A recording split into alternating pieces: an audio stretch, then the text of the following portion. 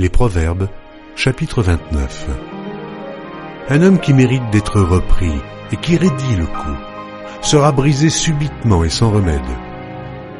Quand les justes se multiplient, le peuple est dans la joie. Quand le méchant domine, le peuple gémit. Un homme qui aime la sagesse réjouit son père, mais celui qui fréquente des prostituées dissipe son bien. Un roi affermit le pays par la justice, mais celui qui reçoit des présents le ruine. Un homme qui flatte son prochain tente un filet sous ses pas. Il y a un piège dans le péché de l'homme méchant, mais le juste triomphe et se réjouit.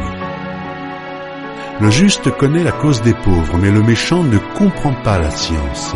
Les moqueurs soufflent le feu dans la ville, mais les sages calment la colère. Si un homme sage conteste avec un insensé, il aura beau se fâcher ou rire, la paix n'aura pas lieu. Les hommes de sang haïssent l'homme intègre, mais les hommes droits protègent sa vie. L'insensé met en dehors toute sa passion, mais le sage la contient. Quand celui qui domine a égard aux paroles mensongères, tous ses serviteurs sont des méchants. Le pauvre et l'oppresseur se rencontrent. C'est l'Éternel qui éclaire les yeux de l'un et de l'autre. Un roi qui juge fidèlement les pauvres aura son trône affermi pour toujours.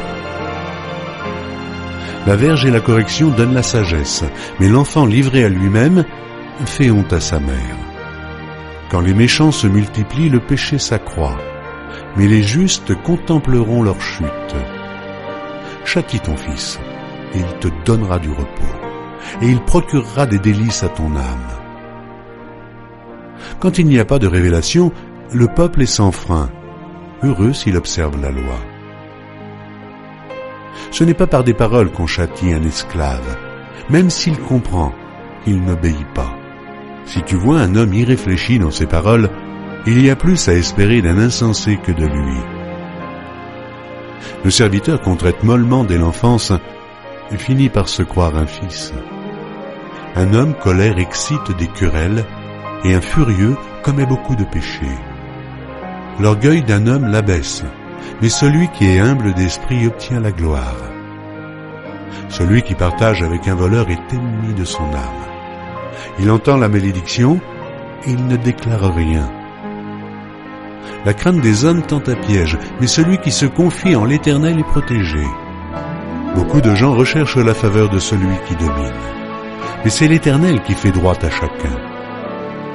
L'homme inique est en abomination au juste, et celui dont la voie est droite est en abomination aux méchants.